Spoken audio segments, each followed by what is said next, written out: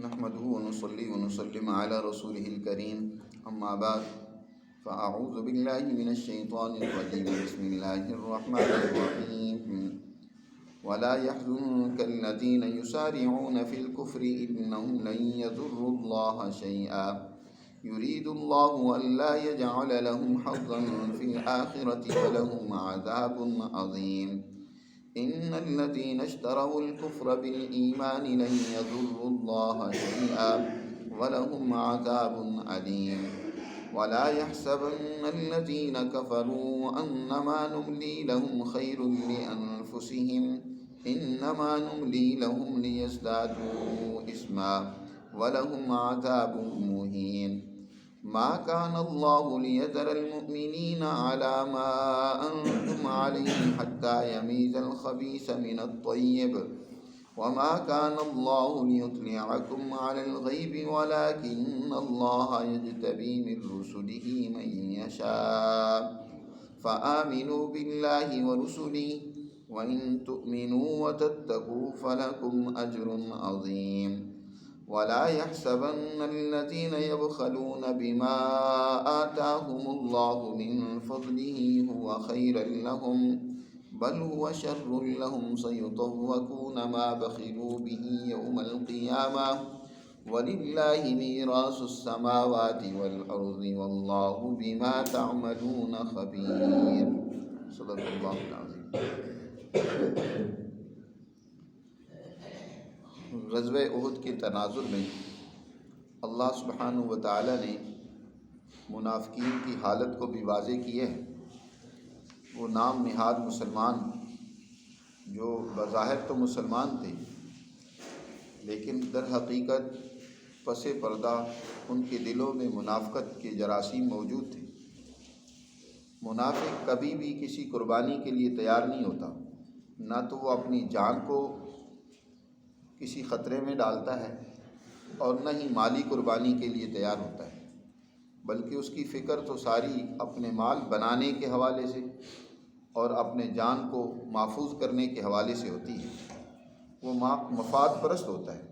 موقع پرست ہوتا ہے کہ وہ موقع سے فائدہ اٹھانا چاہتا ہے۔ لیکن دین اسلام کا نظام کچھ اس طرح ہے، دین اسلام کے اصول اور ضابطے کچھ اس طرح کے ڈیزائن کیے گئے ہیں جن کے نتیجے میں منافقوں کے رویے کھل کر سامنے آ جاتے ہیں۔ سچے کون ہیں اور کھوٹے کون ہیں، مخلص کون ہیں، منافق کون ہیں، یہ بات واضح اور عیاں ہو جاتی ہے۔ قرآن مجید میں اللہ نے اگرچہ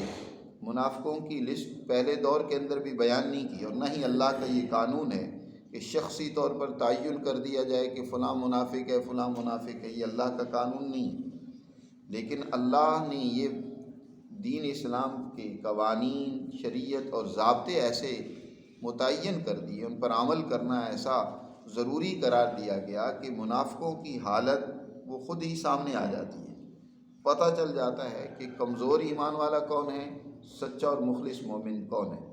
جو تو ان اصولوں کی پابندی کرے گا تو پتہ چل جائے گا کہ یہ سچا مومن ہے، اور جو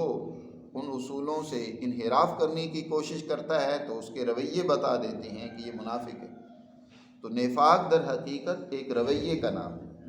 وہ رویہ ہی منافقت کو ظاہر کرتا ہے۔ اس لیے نبی کریم صلی اللہ علیہ وسلم نے جو منافقوں کی علامات اور نشانیاں بیان فرمائی ہیں تو اس میں بھی آپ نے رویوں کا تذکرہ کیا ہے۔ بدعہدی کرنا، جھوٹ بولنا، بددیانتی کرنا، اذا عاہد جب معاہدہ کرے تو خالف اس کی مخالفت کرنا، بات کرے تو جھوٹ بولنا، تو یہ منافقانہ رویے ہوتے ہیں جس سے کسی کا نفاق کھل کر سامنے آ جاتا ہے۔ تو غزوہ احد کے موقع پر بھی منافقوں کے رویے سامنے آئے۔ ایک طرف تو یہ ان کا نفاق جب حضور صلی اللہ علیہ وسلم کے سامنے آتا ہے، حضور کی جماعت کے سامنے آتا ہے، تو ظاہر ہے یہ نہیں کہ اب منافقوں کے رویوں سے ان کی حقیقت پتہ چل گئی ہے تو بڑے خوش ہوں کہ پتہ چل گیا، بلکہ حضور کو تکلیف ہوتی تھی کہ یہ دیکھو کس طرح کے رویوں میں آگے بڑھ رہے ہیں، یہ کفر کی طرف، منافقت کی طرف، اپنی تباہی و بربادی کی طرف بڑھ رہے ہیں۔ یاد رکھو اللہ کا پیغمبر سچا انسانوں کا خیر خواہ اور ہمدرد ہوتا ہے،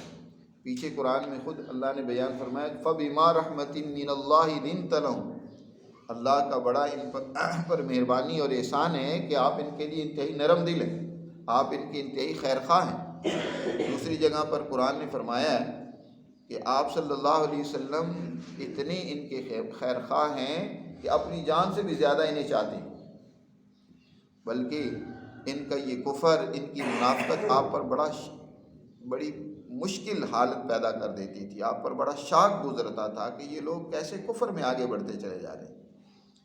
قرآن میں دوسری جگہ پر بھی اللہ نے ارشاد فرمایا لَعَلَّكَ بَاخِعٌ نَفْسَكَ أَلَّا يَكُونُوا مُؤْمِنِينَ،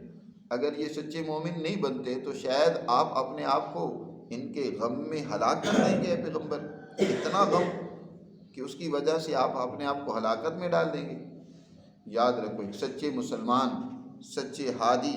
سچے رہنما کی یہی سوچ ہونی چاہیے کہ وہ انسانوں کی خیرخواہی کا طلبگار ہو، اس کے اندر ان کی ہمدردی کے جذبات ہوں، کسی کے ساتھ ذاتی دشمنی اور عداوت کو پا لینا، اس کے چاہے غلط رویے اور کمزور رویے ہی کیوں نہ ہوں، یہ ایک مسلمان کی شان نہیں ہوتا، بلکہ اس کے اندر تو یہ سوچ ہونی چاہیے جیسے کہ قرآن مقدس کا مقدس ورق کسی گندی نالی میں گر جائے تو ایک مسلمان اگر اس سے نفرت کر اور بیزاری کرنے لگ پڑے تو وہ مسلمان نہیں ہے، بلکہ مسلمان کے لیے یہ ہے کہ اس مقدس ورق کو وہاں سے نکالنے کی کوشش کرے، نکالے، اسے پاک صاف کرے اور پھر اچھی مقام اور جگہ پر اس کو رکھے۔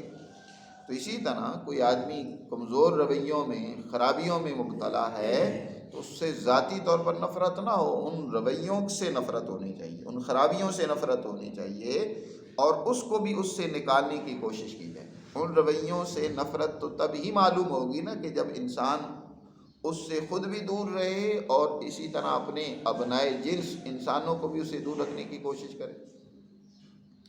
آپ صلی اللہ علیہ وسلم کو ان منافقوں کے یہ رویے سخت گراں گزرتے تھے، اس کی وجہ سے آپ پریشان رہتے تھے، تو قرآن مجید میں حضور سے کہا گیا کہ آپ اتنے غمزدہ نہ ہوں،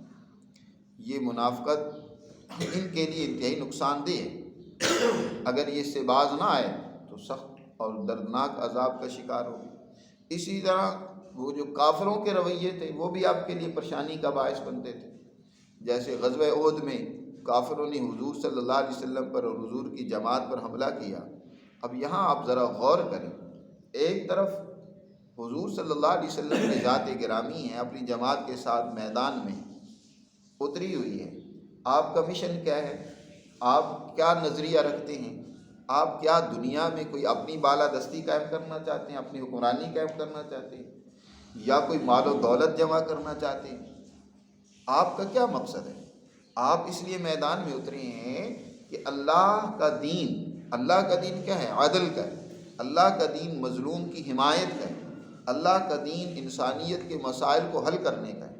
اللہ سے تعلق جوڑنے کا ہے۔ اس دین کے غلبے کے لیے آپ صلی اللہ علیہ وسلم کردار ادا کر رہے ہیں، اور دوسری طرف کافر جماعت ہے، ان کی کیا سوچ ہے، ان کا نظریہ کیا ہے کہ ان کی چودراہٹ کے راستے میں یہ رکاوٹ بن رہے ہیں، ان کا اقتدار خطرے میں، ان کی مال و دولت، ان کا غرور، ان کا غلاموں پر ظلم کرنا، زیادتی کرنا، بدماشیاں کرنا، اب خطرہ ان کو لگ رہا ہے کہ یہ ہمارا اس طریقے سے غرور جو ہے، ہماری عزت و وجاہت جو ہے، ہماری مال و دولت جو ہے، ہمارا اقتدار جو ہے ہم سے چھینا جا رہا ہے، یا یہ ہمارا ختم ہو جائے گا۔ ایک طرف وہ سوچ ہے، نظریہ ہے، اور وہ اس کی خاطر اترے ہیں، دوسری طرف انہی کی خیرخواہی کہ یہ لوگ جس راستے پر چل رہے ہیں یہ راستہ تو ان کو کھائی میں گرائے گا، جہنم کے گڑھے میں لے جائے گا، بربادی کی طرف لے کر جائے گا۔ آپ صلی اللہ علیہ وسلم ایک طرف ان کے خیرخواہ ہیں، اور وہ ہے کہ حضور کی ان جماعت کے افراد کو قتل کر رہے ہیں، خود حضور کو زخمی کر رہے ہیں۔ آپ صلی اللہ علیہ وسلم نے احد کے موقع پر یہ بھی فرمایا کہ اس قوم پر اللہ کیسے رحم کرے گا کہ جو اپنے نبی کو بھی قتل کرنا چاہتے ہیں، ان کو بھی زخمی کر دیا انہوں نے، آپ صلی اللہ علیہ وسلم کو بھی زخمی کیا، حالانکہ نبی سے زیادہ امت کا تو کوئی خیرخواہ نہیں ہوتا۔ تو اللہ نے اس حوالے سے یہاں یہ بات فرمائی وَلَا يَحْزُنْكَ الَّذِينَ يُسَارِعُونَ فِي الْكُفْرِ، آپ کو یہ بات پریشان نہ کرے ان لوگوں کی یہ حالت جو کفر میں آگے بڑھے جا رہے ہیں، کفر کے اندر، منافقت کے اندر آگے بڑھے جا رہی ہیں، یا کفر کے رویوں کے اندر آگے بڑھے جا رہی ہیں تو ان کی حالت دیکھ کر آپ اتنا پریشان نہ ہوں، پریشان ہونے کی ضرورت نہیں ہے۔ انہم لن یضروا اللہ شیئا، بے شک یہ اللہ کے کاموں کا کچھ بھی نہیں بگاڑ سکتے۔ اللہ کا جو قانون ہے، اللہ کا جو کام ہے وہ دنیا میں پورا ہو کر رہے گا۔ یہ چاہے ساری کافر اکٹھے ہو جائیں، منافق اپنی منافقت پر اتر آئے، لیکن اللہ کا کام دین کا یہ دنیا میں دین غالب آ کر رہے گا۔ اللہ کے کام رکیں گے نہیں ہیں ان کی منافقت اور کفر کی وجہ سے۔ یرید اللہ الا یجعل لهم حظا فی الآخرہ، اللہ اصل میں یہ چاہتا ہے کہ ایسے لوگوں کے لیے آخرت میں آخر کار کوئی بھی بہتری نہیں ہوگی۔ جو بھی منافق ہوگا، کافر ہوگا، کفر کا رویہ اختیار کرے گا، انجام کار وہ ذلیل و رسوا ہوگا۔ یاد رکھیں، نتیجہ اس کا کبھی اس کے حق میں بہتر نہیں نکل سکتا۔ غلط راستے کا نتیجہ کبھی درست ہو جائے ایسا تو نہیں ہو سکتا، اللہ کا قانون نہیں ہے۔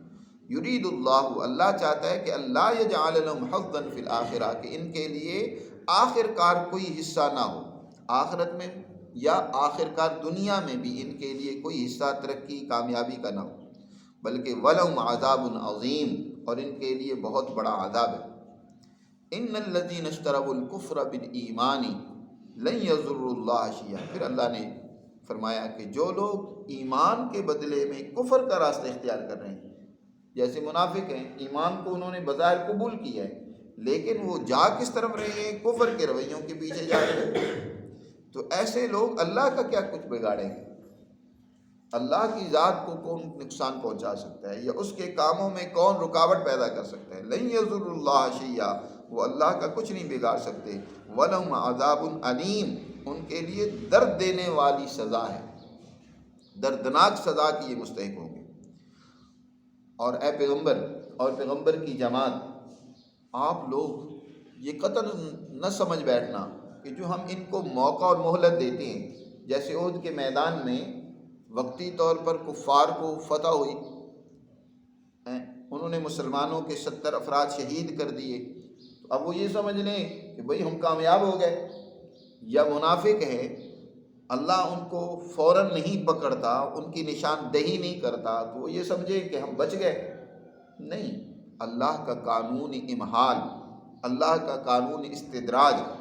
وہ کام کر رہا ہوتا ہے۔ دنیا میں اللہ کا قانون یہ ہے کہ ہر ایک کو بڑھنے، پھلنے، پھولنے، سوچنے کا موقع دیا جائے۔ کوئی سچا انسان ہے تو اس کے لیے بھی اللہ کا قانون کام کر رہا ہے کہ موقع دیا جاتا ہے اس کو کہ اپنی سچائی کو ظاہر کرے۔ کوئی جھوٹا ہے تو اس کے لیے بھی موقع ہوتا ہے، اس کو استدراج اور مہلت کہا جاتا ہے۔ قرآن مجید میں اللہ تعالیٰ نے یہاں بھی بیان فرمایا اور مختلف مقامات پر بھی اللہ تعالیٰ نے یہ بیان فرمایا، وَلَا يَحْسَبَنَّ الَّذِينَ، کہ آپ ہرگز اس بارے میں خیال بھی نہ لائیں کہ جنہوں نے کفر کا راستہ اختیار کیا ہے تو انما نملی لہم، کہ جو ہم ان کو مہلت دے رہے ہیں یہ مہلت ان کے حق میں بہتر ہے۔ نمد لہم من مال و بنین، دوسری جگہ پر فرمایا کہ ہم ان کا مال بھی بڑھا دیتے ہیں اور ہم ان کی اولادوں میں اور افرادی طاقت و قوت میں بھی اضافہ کر دیتے ہیں، لیکن وہ یہ سمجھ بیٹھے ہیں کہ یہ ان کے لیے بہت بہتر ہے۔ اگر ایک انسان گناہوں میں، خرابیوں میں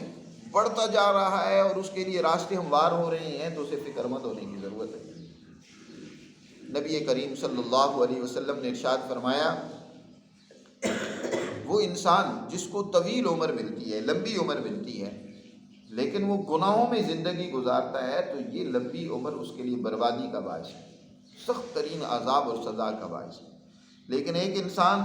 اس کو لمبی عمر ملتی ہے لیکن وہ نیکی کے کاموں میں لگا ہوا ہے، اچھے کاموں میں لگا ہوا ہے، تو اس سے زیادہ خوش قسمت انسان کوئی نہیں ہے کہ یہ عمر جتنی بڑھی جا رہی ہے اتنی نیکیاں اس کی اکٹھی ہوتی جا رہی ہیں۔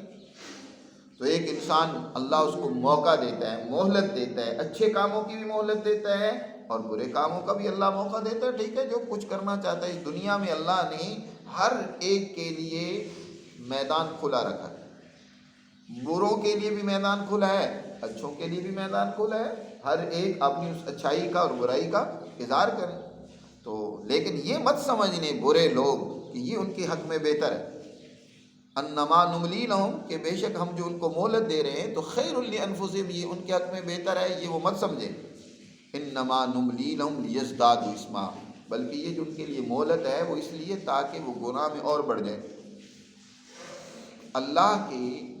پکڑ اور قانون کا بھی ایک طریقہ ہے نا، اللہ جب کسی کی پکڑ کرتا ہے تو اس کے لیے قانون ہے۔ مثلا کسی کا آپریٹ کرنا ہوتا ہے تو آپریشن کے لیے بیماری اس درجے کی ہونا ضروری ہے۔ اگر ابتدائی درجے کی ہو تو پھر تو اس کا آپریٹ نہیں ہوتا، آپریشن نہیں ہوتا، بلکہ اس کا علاج معالجہ کیا جاتا ہے، چھوٹی موٹی اس کو دوائی دی جاتی ہے یا کچھ اس کو ورزش بتائی جائے گی تاکہ اس کی تکلیف دور ہو جائے۔ لیکن اگر وہ کینسر آخری سٹیج میں پہنچ جائے، کینسر کی گلٹی ہے اور وہ اب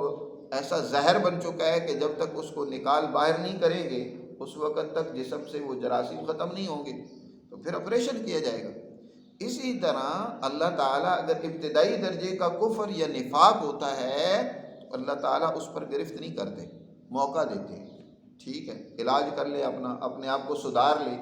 مختلف مواقع چھوٹے موٹے آتے رہتے ہیں سامنے، جس سے سمجھنے کے، عبرت حاصل کرنے کے بے شمار مواقع ہوتے ہیں۔ لیکن اگر کوئی انسان ان سے فائدہ نہیں اٹھاتا تو اس کا وہ جرم، اس کا وہ گناہ، اس کا وہ نفاق اور کفر اس درجے میں پہنچ جاتا ہے کہ پھر اب اللہ کی پکڑ، اس کی گرفت اور اس کا عذاب اور اس کا قانون بڑا سخت سامنے آتا ہے، اور پھر اس کی ایسی گرفت ہوتی ہے، قرآن کہہ رہا ہے کہ وَلَهُمْ عَذَابٌ مُّهِينٌ، پھر اب اس کے لیے ایسی سزا ہوگی کہ جو اس کو ذلیل کر کے رکھ دے گی، کسی نہ دنیا کا چھوڑے گی، ذلت سے بڑا عذاب کوئی نہیں ہوتا، نہ انسان دنیا میں کسی کام کا رہے، کھاتے کا رہے، اور نہ آخرت میں۔ یا اس لیے 3 عذابوں کا قرآن نے ذکر کیا ہے۔ پہلے عذاب کے بارے میں فرمایا وَلَهُمْ عَذَابٌ عَظِيمٌ، کہ جو ابتدائی درجے کی برائی اور خرابی ہوتی ہے، موقع پرستی ہوتی ہے کہ انسان موقع سے فائدہ اٹھانا چاہتا ہے، منافق ہے، کافر ہے۔ پھر اگلے درجے میں فرمایا وَلَهُمْ عَذَابٌ عَلِيمٌ، کہ وہ مسلسل اس موقع سے فائدہ تو اس نے اٹھایا لیکن وہی کفری یا اعمال میں آگے بڑھ رہا ہے، ایمان کو پیچھے اس نے ڈال رکھا ہے، ایمان کا سودا کر لیا گویا اس نے کفر کے ساتھ، کفر کو اختیار کر رہا ہے، تو اس کے لیے فرمایا عذاب علیم۔ پھر مزید اس میں آگے بڑھتا چلا جا رہا ہے، اس کو امحال سے تعبیر فرمایا نملی لہم، کہ آگے بڑھتا ہے، لیزدادوا اسما، گناہوں میں ترقی کرتا چلا جا رہا ہے۔ آج بھی جس انسان کو دیکھے کہ وہ گناہ در گناہ کرتا چلا جا رہا ہے تو اس کے بارے میں اس کو خود بھی فکر ہونا چاہیے، فکر مند ہونا چاہیے، اس کے والدین اور اس کے اعز و اقارب کو بھی فکر مند ہونا چاہیے کہ یہ بڑی کسی سخت گرفت میں آ جائے گا، گناہ پر گناہ کرتا چلا جائے۔ اگر گناہ کے بعد توبہ کی توفیق ہو جائے، انسان کو فکر لاحق ہو جائے کہ میں نے غلط کیا ہے، تو یہ پھر اللہ کا انعام سمجھنا چاہیے۔ اگر نہیں فکر پیدا ہو رہی ہے، نماز چھوڑ دی ہے، پرواہ کوئی نہیں ہے، پھر نماز چھوڑ دی ہے، ایسے ہی مسلسل نمازیں چھوڑی جا رہا ہے، تو پھر نقصان یہ ہے کہ اللہ اس سے خیر اور ہدایت کو ہی سلب کر لے، یہ بھی ڈر ہے سرے سے کہ یہ کفر میں، گناہوں میں اسم کا یہاں ذکر کیا لیزدادوا اسما، تاکہ گناہوں میں اور بڑھ جائے، تو پھر اس کے لیے ذلت والا عذاب ہے۔ ما کان اللہ لیذر المؤمنین علی ما انتم علیہ۔ اور قرآن نے دوسری بات بھی یہ واضح کر دی یہاں کہ یہ جو در حقیقت گناہ اور کفر کے رویے ہیں، ان میں آگے بڑھتے چلا جانا ہے، یہ دنیا کے اندر بھی مسلمان جماعت کے لیے اس میں ایک فائدہ ہے کہ اس سے یہ شناخت ہو جاتی ہے کہ یہ منافق ہے، یہ گناہ گار ہے، اور یہ سچا مومن اور مخلص مسلمان ہے۔ کیونکہ مسلمان ہو اور وہ گناہ میں آگے بڑھتا چلا جائے، ایسا نہیں ہو سکتا۔ یہ ایسا وہی کرے گا، کفر میں اور منافقت میں آگے وہی بڑھتا چلا جائے گا جو کافر ہوگا یا منافق ہوگا، جو بہت ہی کمزور ہوگا۔ تو اللہ تعالیٰ نے فرمایا ما کان اللہ لیذر المؤمنین علی ما انتم علیہ، اللہ ایسا نہیں کرنے والا، اس کا ایسا قانون نہیں ہے کہ جس حال میں تم اب تک رہے ہو اسی حال میں اللہ تمہیں رہنے دے۔ یعنی غزوہ احد سے پہلے مسلمان اور کافر میرے جلے رہ رہے تھے، منافق بھی مدینہ منورہ میں یہ جو منافق تھے مسلمانوں کے ساتھ رہ رہے تھے، کوئی پتہ نہیں چلتا تھا کہ مومن سچا کون ہے اور منافق کون ہے، نہیں پتہ چلتا تھا۔ فرمایا اللہ ہمیشہ ایسے نہیں رہنے دے گا کہ تم اسی طرح ملے جلے رہو، بلکہ حتیٰ یمیز الخبیث من الطیب، اللہ تعالیٰ ضرور ایسے حالات پیدا کرے گا جس کے نتیجے میں خبیث کو طیب سے الگ کر دیا جائے۔ خبیث کون ہے؟ بدتر انسان کون ہے؟ اور اچھا انسان کون ہے؟ جب تک یہ واضح نہیں ہوگا اللہ اس وقت تک اس حالت میں ہمیشہ تمہیں نہیں رہنے دے گا، کچھ وقتی طور پر مصلحت کے تحت تو ہو سکتا ہے۔ تو اس لیے اب اللہ نے چاہا کہ اس غزوہ احد کے ذریعے سے وقتی طور پر جو مسلمانوں کو شکست ہوئی ہے، یہ بھی در حقیقت ایک بہت بڑا مقصد سامنے لائی ہے، ایک بہت بڑا فائدہ سامنے لائی ہے کہ منافق اور سچے مسلمان، مخلص مسلمان وہ کھل کر سامنے آ گئے کہ منافق کون ہے اور مخلص کون ہے۔ وما کان اللہ، اب اس پر ایک سوال ہوا کہ یہ اتنی بڑی آزمائش کی کیا ضرورت تھی کہ 70 افراد مارے گئے تبھی پتہ چلا کہ یہ مسلمان تھے اور یہ منافق تھے، یہ مخلص تھے اور یہ جھوٹے تھے؟ اس اللہ میاں ویسے ہی بتلا دیتے۔ تو قرآن نے اس کو بھی واضح کیا ہے کہ اللہ کا یہ قانون نہیں ہے کہ اس طرح لوگوں کے نام بنام اللہ تعالیٰ بتا دے کہ یہ فلاں منافق ہے، یہ فلاں منافق ہے۔ یہ اجتماعی مصلحتوں کے خلاف ہے، یہ تو شخصی جو ذمہ داری ہے اس کے خلاف ہے۔ اللہ تعالیٰ ایسا نہیں کرتا اپنے قانون میں، اپنی کتاب میں اس طرح کی لسٹیں نہیں بیان کرتا۔ وما کان اللہ لیطلعکم علی الغیب، اور نہیں ہے اللہ تاکہ تم کو کسی غیب پر مطلع کرے۔ ہاں، اس کا ایک طریقہ ہے کہ اللہ اپنے رسولوں میں سے جس کو چاہے اس کے نام بھی بتا دیتا ہے۔ ولکن اللہ یجتبی من رسلہ من یشاء، اپنے رسولوں میں سے جس پر چاہتا ہے وہ علم کھول بھی دیتا ہے، بتا بھی دیتا ہے۔ جیسے حضور صلی اللہ علیہ وسلم کو منافقوں کے نام پتہ تھے، حضرت حذیفہ رضی اللہ تعالیٰ عنہ کو آپ نے ان کے نام بتائے بھی ہیں، لیکن منع سختی سے کیا کہ کسی کا کے سامنے ان کا تذکرہ نہیں کرنا۔ بعض صحابہ ان سے کہا کرتے تھے کہ صرف ہمیں اتنا بتا دو کہ ان ناموں میں کہیں ہمارا نام تو نہیں ہے۔ جو سچے مسلمان تھے وہ ڈرتے رہتے تھے۔ تو اللہ کا یہ قانون نہیں ہے کہ اپنے رسولوں میں یعنی اپنی کتاب میں نام بنام منافقوں کو ذکر کر دے۔ ہاں، البتہ اپنے رسولوں میں سے جس کو چاہتا ہے بتا دیتا ہے۔ اور کیا حالات پیش آنے والے ہیں یہ بھی اللہ کے رسولوں میں سے، اپنے رسولوں میں سے اللہ تعالیٰ جس کو چاہتے ہیں بتا دیتے ہیں۔ مثلا آپ نے یہ بتا دیا تھا غزوہ بدر سے پہلے ہی کہ غزوہ بدر میں کافروں کے ساتھ کیا حشر ہوگا۔ حدیث میں آتا ہے حضرت معاذ رضی اللہ تعالیٰ عنہ